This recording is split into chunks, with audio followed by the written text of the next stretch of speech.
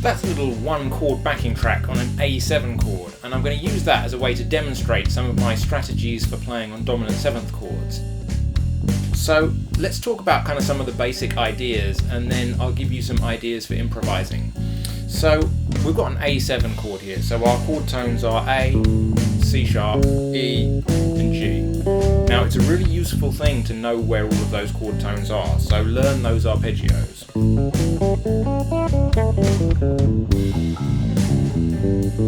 And it really helps to visualize that while you improvise. But one thing that I think catches people out is people seem to think that you're supposed to improvise using just those chord tones, and if you do that, it's going to be really hard to come up with anything interesting.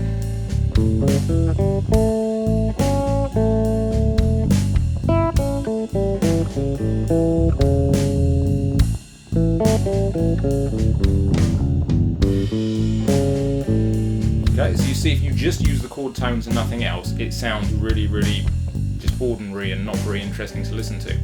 So another one that I hear a lot is Mixolydian scale, and again, that's one that I would never really choose to use, or not exclusively use that when improvising on a dominant 7th chord. So Mixolydian scale would sound like this.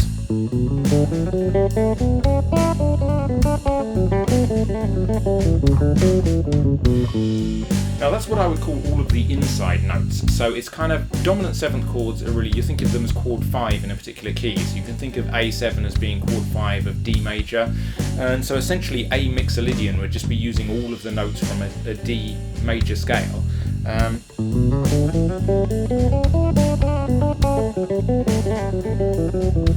So yeah, it's just a bit boring sounding. It's kind of all of the right notes, but yeah, there's nothing really kind of interesting in there. So the key to really making your dominant 7th chord sound interesting, I think, is coming up with strategies for using what I would call outside notes. So it's all of the other notes that don't necessarily belong in the obvious key of D major. Finding ways to use those on the A7 chord is suddenly going to make it sound a lot more interesting. So a really obvious one would be to use blues scale, and now this one is obviously incredibly common. I'm sure you've all come across this idea before. So play a blues scale on a dominant 7th chord.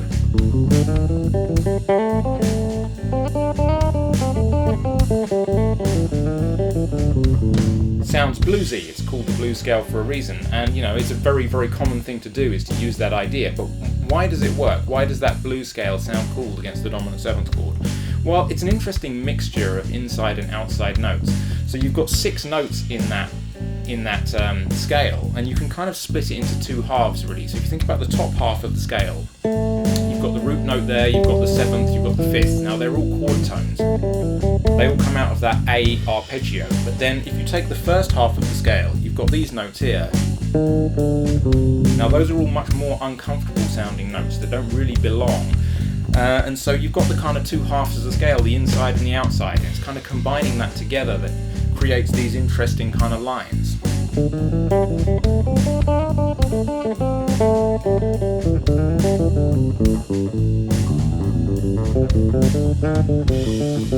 So that to me is a much more interesting sound than your Mixolydian scale,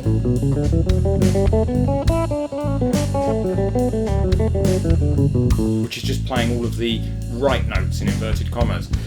So the key to making these dominant 7th chords sound interesting is playing outside notes as well as inside notes, and it really helps to keep track of where you are in terms of the arpeggio. Where is your root, where's your 3rd, where's your 5th, where's your 7th? Not because you only want to play those notes, but because you want to use those notes strategically. You can place them, you can finish lines on them, you can place them on strong beats, and it just helps to bring out things in your lines. So another idea you could take to bring in some outside notes is you could use this idea of a chromatic approach note. So I've done videos about this before, so I'll try and put some links maybe below in the description to videos where I've talked about chromatic approach notes before. And yeah, the idea is that you take these chord tones, the root, the 3rd, the 5th and the 7th, and then you put maybe a chromatic note either side of one of those notes as an approach note. So something like this.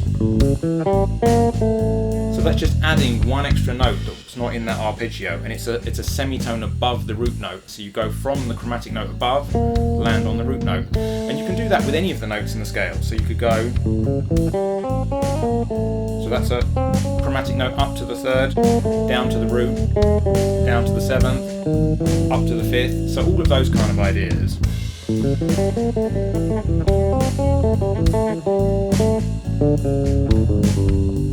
Those kind of things. So that's another way you can start to bring in these outside notes. So you can use blues scale, you can use arpeggio with chromatic approach notes. So what else can we use? Well, diminished ideas are really, really popular ways of bringing in some outside notes on dominant 7th chords. Now, if you play, so starting on the A, we're getting into more complex theory here, but if you start on your root note, which is A, and you go up a half-whole diminished scale. So a half-whole diminished scale means you start with a semitone, and then you play a whole tone, and then you just repeat that pattern. So it's half tone, whole tone, half tone, whole tone, half tone, whole tone, half tone, whole tone, just goes up like that. Now what you get in terms of intervals, if you play that, is you get your root note A, you get your flattened second, which in this case is B flat in this key, then you get your minor third, which you also find in the blues scale, and you can think of it as a sharp 9 as well. Then you get your normal third, which is your C sharp, then you get a sharp 4 flat 5, then you get your regular 5th, E, and then you get your regular 6th, which is F sharp in this case, and then you get your dominant 7th, the G. So those are the notes you get. It's this sound.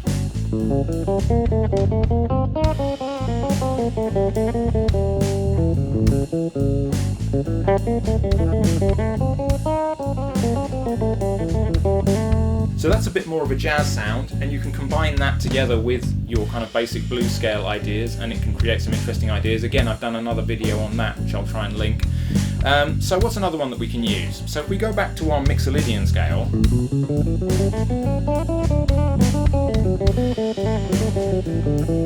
which we've already said is kind of, it's all the right notes, but it's kind of boring sounding. So what can we do to make that more interesting? Well, if we just change one note in that scale, so if we take the 4th note of that Mixolydian scale and we raise it, so it becomes a sharp 4th, then we get this scale.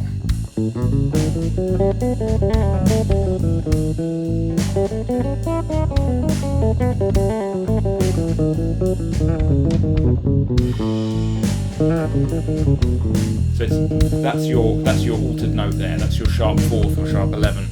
And that scale is called Lydian dominant, or I call it Lydian dominant, and it's a mode of the melodic minor scale. So you can think of that as being playing an E melodic minor scale over an A7 chord. So here's your E melodic minor scale. And that gives you the notes of the A Lydian dominant scale. So that's another interesting sound. And another mode of the minor scale that you can explore, which is another really popular one with jazz musicians, is the altered scale. So the altered scale is the 7th mode of the melodic minor scale, meaning that you could play a B flat melodic minor scale over an A7 chord, and it would give you all of the notes of an A altered scale. So it sounds like this.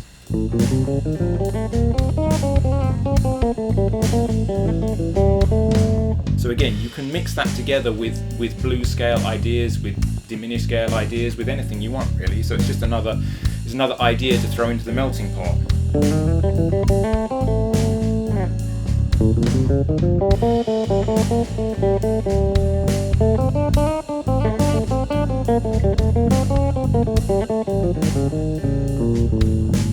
So yeah, that's another idea that you can use here. And again, you don't need to use all of these ideas, but you can try these out and see which ones you like, and then you can just combine the sounds that you like and you can bring it into your playing on dominant 7th chord. So you can really get away with playing almost anything on a dominant 7th chord. But it doesn't necessarily help to think that way. It helps if you have a strategy. So it helps if you start with a strategy of saying, okay, I'm going to experiment using the altered scale, I'm going to experiment using the Lydian dominant scale. And that can help you, whereas just thinking, oh, well, I can play anything, it's a bit like, oh, well, where do I start? So yeah, it does help if you think of these things as a strategy. What's another one we could use? We could use the whole tone scale. So the whole tone scale is a very, very simple concept. It's just the idea of starting on your root note, A, and going up a whole tone, a whole tone, a whole tone, a whole tone. Just repeating a whole tone until you get back to your root note again. So it gives you a 6-note scale like this. Just that, 1, 2, 3, 4, 5, 6, and then you're back to your root note. So the intervals it gives you are root, 2nd, 3rd, sharp 4th, flattened 6th or sharp 5th, 7th, and then root.